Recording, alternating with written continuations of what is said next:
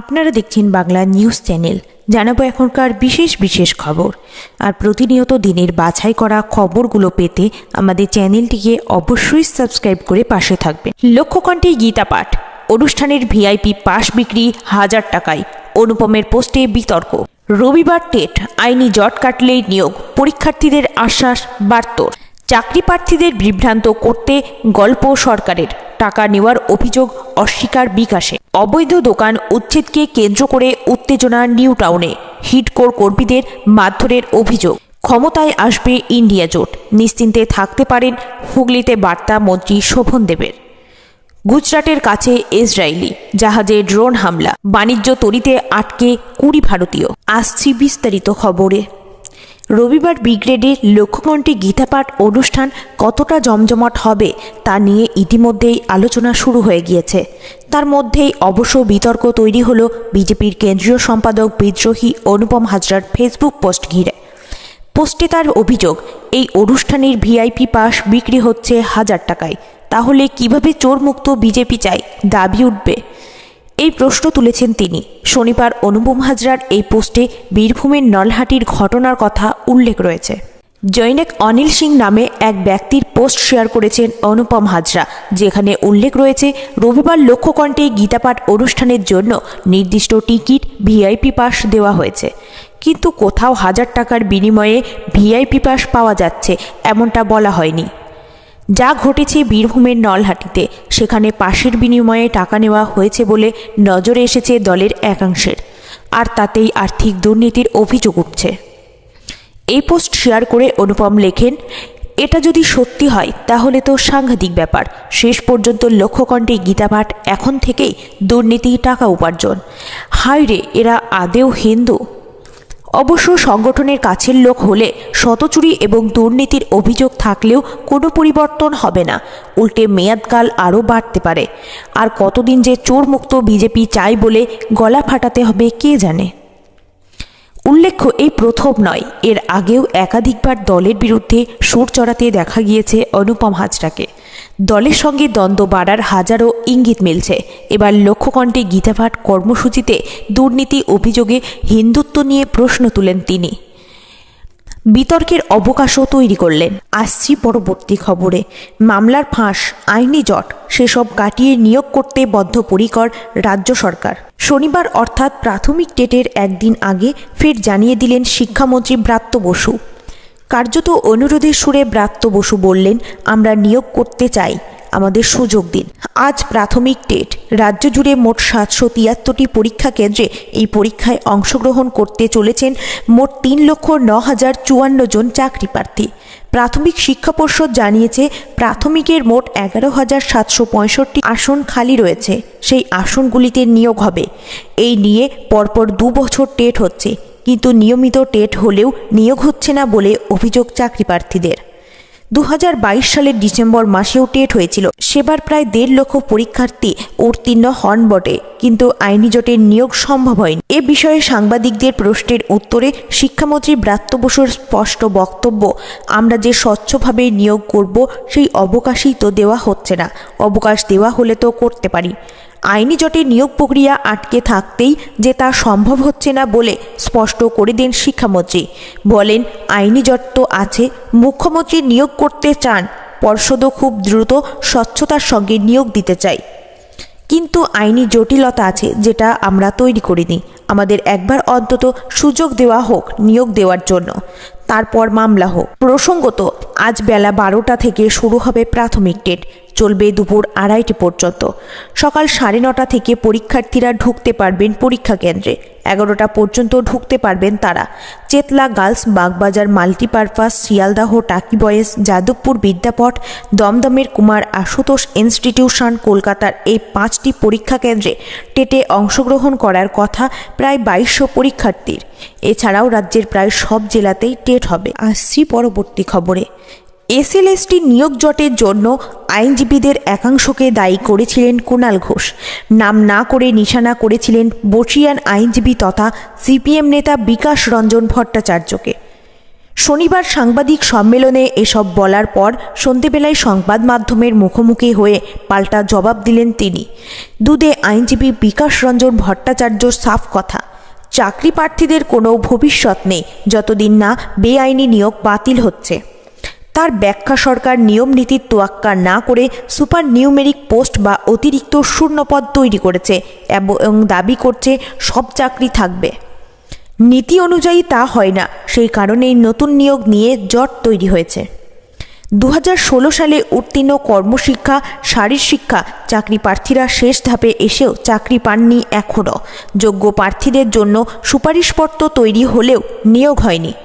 তার সুরাহা চেয়ে শনিবার দুপুরে তাদের 16 জন প্রতিনিধি দেখা করেন কুণাল ঘোষের সঙ্গে। আলোচনা হয় উভয় পক্ষের মধ্যে। এরপর সাংবাদিকদের মুখোমুখি হয়ে কুণাল ঘোষ নিয়োগ জটিলতার নাম না করে আইনজীবী বিকাশ রঞ্জন ভট্টাচার্যকে দায়ী করেন। চাকরি প্রার্থীরা জানান, ন্যায্য চাকরির জন্য আইনি লড়াইয়ে তারা বিকাশবাবুর আত্মসহায়ককে 27 লক্ষ টাকা দিয়েছেন, কিন্তু তারপরও চাকরি পাচ্ছেন না। এ নিয়ে বিকাশ রঞ্জন বাবুর পাল্টা দাবি, যদি অ্যাসিস্ট্যান্টকে টাকা দিয়ে থাকেন তাহলে তার নথি দেখান, কারণ তিনি চাকরি প্রার্থীদের হয়ে মামলা লড়েন সম্পূর্ণ বিনামূল্যে, এটাই তার দাবি।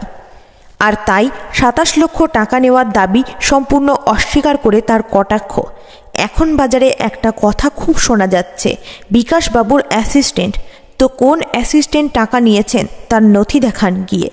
তার সাব বক্তব্য, নীতি মেনেই সরকারকে চাকরি দিতে হবে, তা করতে পারেনি বলে দুর্নীতি আবহে গল্প সাজানোর চেষ্টা করছে। আসছি পরবর্তী খবরে। অবৈধ দোকান উচ্ছেদ ঘিরে ব্যাপক উত্তেজনা নিউ টাউন ঝিলপাড়ে।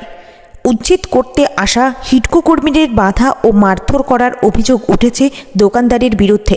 ঘটনাস্থলে নিউ টাউন থানার পুলিশ। শনিবার নিউ টাউন ঝিলপাড়ে অবৈধ দোকান উচ্ছেদ করতে আসেন হিডকোর কর্মীরা। উচ্ছেদকে কেন্দ্র করে ব্যাপক উত্তেজনা ছড়িয়ে পড়ে।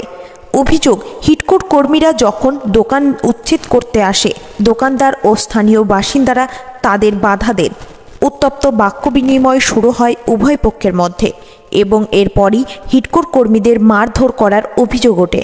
পাশাপাশি হিডকোর লোকেদের বিরুদ্ধেও দোকানদারদের মারধর করার অভিযোগ ওঠে। হিডকোর লোকেদের বিরুদ্ধে দোকান ভাঙচুর করার অভিযোগ এনে ক্ষিপ্ত দোকানদারেরা নিজেদের দোকানে আগুন ধরিয়ে দেন।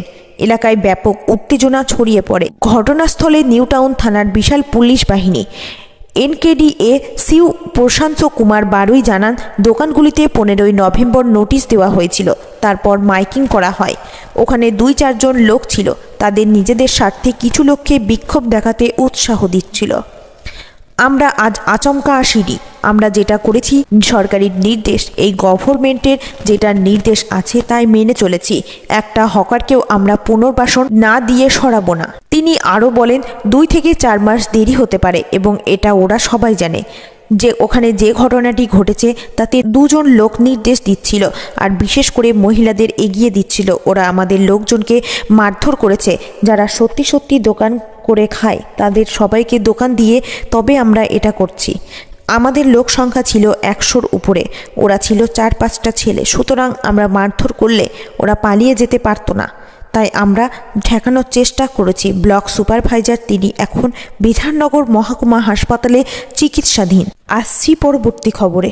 ইন্ডিয়া জোটের একটাই লক্ষ্য, জোটকে অক্ষুণ্ণ রেখে মানুষের মন জয় করা। বিরোধী জোটের সেই হুঙ্কারে সুর মেলালেন রাজ্যের কৃষিমন্ত্রী শোভনদেব চট্টোপাধ্যায়। তার দাবি, আগামী দিনে ক্ষমতায় ইন্ডিয়া জোট আসবে, সেটা নিয়ে সকলে নিশ্চিন্তে থাকতে পারে। পাশাপাশি ডিএ প্রসঙ্গেও আন্দোলনকারী সংগ্রামী যৌথ মঞ্চের সদস্যদের আশ্বস্ত করেছেন শোভনদেব। সংসদে চলতি শীতকালীন অধিবেশনে কেন্দ্রের বিজেপি সরকারের বিরুদ্ধে ফুঁসছে বিরোধী রাজনৈতিক দলগুলি। গত কয়েকদিনে লোকসভা ও রাজ্যসভা মিলিয়ে 146 জন সাংসদকে সাসপেন্ড করা হয়েছে। সেই সাসপেনশনের তালিকায় আছেন কংগ্রেস, তৃণমূল, আপ, ডিএমকে সহ অন্যান্য রাজনৈতিক দলের সাংসদরা। প্রতিবাদে একসঙ্গে ইন্ডিয়া জোট শুক্রবার দিল্লির যন্তর মন্তরে ধর্নায় বসে। তারা সিদ্ধান্ত নিয়েছে শুধু দিল্লি নয়, দেশ জুড়ে চলবে তাদের ইন্ডিয়া জোটের কর্মসূচি। ফলে যে রাজ্যে ইন্ডিয়া জোটের শরিক দল থাকবে তারা সেখানে বিজেপি সরকারের বিরুদ্ধে প্রতিবাদ আন্দোলনে নামবে। এই ইন্ডিয়া জোটই আগামী দিনে ক্ষমতায় আসবে। হুগলির হরিপাল থেকে সেই বার্তায় দিলেন রাজ্যের কৃষিমন্ত্রী শোভনদেব চট্টোপাধ্যায়। যদিও 4 রাজ্যের ভোটের ফল প্রকাশের পরে বিজেপি নেতা দিলীপ ঘোষ কটাক্ষ করে বলেছিলেন, জোট কি আদেও আছে? ইন্ডিয়া কোথায়? পশ্চিমবঙ্গে আছে। পরস্পরকে গালাগাল দোষারোপ করতেই ব্যস্ত। অন্যদিকে হরিপালের মঞ্চ থেকে শোভনদেব চট্টোপাধ্যায় ডিএ আন্দোলনকারীদের উদ্দেশ্যেও বার্তা দিলেন। তিনি বলেন, আন্দোলন মানুষের গণতান্ত্রিক অধিকার, তার জন্য কিছু বলতে পারবো না। মমতা বন্দ্যোপাধ্যায় গরিব মানুষকে আগে সুযোগ দিচ্ছেন, আমাদের একটু সময় দিতে হবে। যারা মহার্ঘ ভাতা নিয়ে আন্দোলন করছেন তাদের কাছে অনুরোধ, দিল্লির বিরুদ্ধেও আন্দোলন করুন। দিল্লির সরকার বাংলার হকের টাকা আটকে রেখে দিয়েছে, হকের টাকা দিচ্ছে না। সেই টাকা দিলে মমতা বন্দ্যোপাধ্যায় আরও কিছু শতাংশ টাকা দিয়ে বৃদ্ধি করতে পারবেন। আসছি পরবর্তী খবরে। গুজরাটের কাছে একটি বাণিজ্য তরীতে ড্রোন হামলা। আরব সাগরে ওই জাহাজটির সঙ্গে ড্রোনের সংঘর্ষের পরে বিস্ফোরণ ঘটে। জাহাজের ক্ষতি হলেও হতাহতের খবর নেই। উদ্ধার কাজে নেমেছে ভারতীয় উপকূল রক্ষা বাহিনী। প্রাথমিক তদন্তে জানা গিয়েছে, হামলা হওয়া বাণিজ্য তরীটি ইসরায়েলের প্রশাসনের নথিভুক্ত জাহাজ। মধ্যপ্রাচ্যে যুদ্ধের আবহে কারা ড্রোন হামলা চালালো তা খতিয়ে দেখতে তদন্ত শুরু হয়েছে। জানা গিয়েছে, তেলবাহী এমভি জেম প্লোটর কর্মীদের মধ্যে 20 জন ভারতীয়। পোরবন্দর থেকে 217টি নটিক্যাল মাইল দূরে ড্রোন হামলা হয় প্লোটোতে। অপরিশোধিত তেল নিয়ে সৌদি আরব থেকে আসছিল জাহাজটি। গন্তব্য ছিল ভারতের ম্যাঙ্গালোর বন্দর। হামলার বিষয়টি বোঝা মাত্র ভারতীয় উপকূল রক্ষা বাহিনীর পাহারাদার জাহাজ আইসিজি এস বিক্রম প্লোটোর দিকে রওনা দেয়। এছাড়াও ওই সময় সমুদ্রের কাছাকাছি থাকা বাকি জাহাজগুলিকে ইসরায়েলি জাহাজটিকে সাহায্য করতে বলে উপকূল রক্ষা বাহিনী। শেষ পাওয়া খবর পর্যন্ত 20 জন ভারতীয় সহ জাহাজের সমস্ত কর্মী সুস্থ আছেন। তবে জাহাজটি বিকল হয়ে পড়ায় থমকে গিয়েছে, সেটির মেরামতির কাজ চলছে। উল্লেখ্য, গত সোমবার ভারতীয় নৌবাহিনী ছিনতাইকৃত মাল্টার পতাকাবাহী কার্গো জাহাজ থেকে একজন আহত নাবিককে উদ্ধার করেছিল। আরব সাগরে এমভি রোয়েন নামক জাহাজে 6 জন জলদস্যু অবৈধভাবে উঠেছিল বলেই জানা গিয়েছে।